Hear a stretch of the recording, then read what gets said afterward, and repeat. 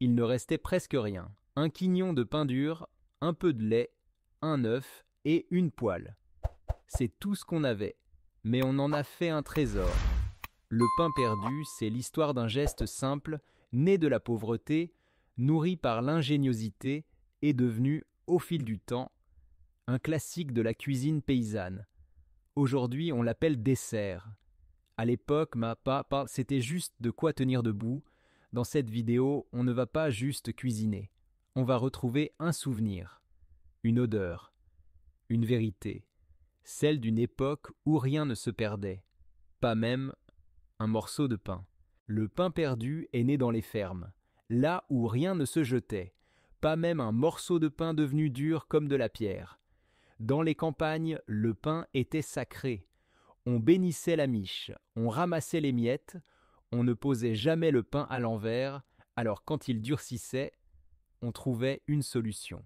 Un moyen de le ramollir, de le transformer, de le faire revivre, ce n'était pas une recette, c'était une réaction, face au vide, à l'hiver, au manque. Et pourtant, c'est de là qu'est né un des plats les plus aimés de nos souvenirs. À la campagne, pas besoin de liste compliquée. Le pain perdu s'était fait avec ce qu'on avait. Du pain dur, de la veille ou de la semaine, du lait, souvent encore tiède, tout juste trait. Un ou deux œufs, parfois ramassés le matin même, un peu de sucre si on en avait, une pincée de sel ou de cannelle quand c'était jour de fête, et surtout du beurre ou de la graisse pour la cuisson. Tout était brut, tout venait de la ferme, tout avait du goût, et surtout, tout avait une histoire. D'abord, on coupait le pain, en tranches épaisses ou en morceaux irréguliers, peu importe la forme, l'important c'était la texture. Puis, dans un grand bol, on battait les œufs, on y ajoutait le lait, un peu de sucre et parfois une goutte de vanille quand on en trouvait. On trempait le pain, longuement, pour qu'il boive, pour qu'il devienne tendre au cœur. Et puis, on chauffait la poêle. En fonte, bien noire, un peu de beurre ou une cuillère de graisse de porc, et le pain entrait en scène, il dorait, il chantait, il crépitait, et soudain, la cuisine sentait l'enfance.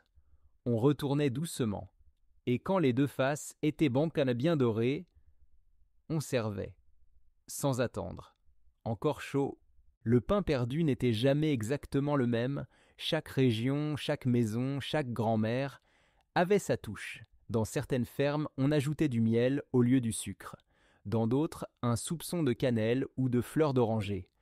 Parfois, on le servait avec une compote maison, ou une cuillère de confiture, ou même un peu de crème fraîche. Dans mes familles très modestes, on utilisait de la graisse de porc pour la cuisson. Le goût était plus fort, plus rustique, mais nourrissant. Et certains jours, on trempait le pain dans du lait de chèvre ou dans un mélange au lait quand il n'y en avait plus assez. Le même geste, mais 1000 façons de le vivre. Parce que le pain perdu, c'était aussi le reflet de ce qu'il restait dans la cuisine. Aujourd'hui, on redécouvre le pain perdu.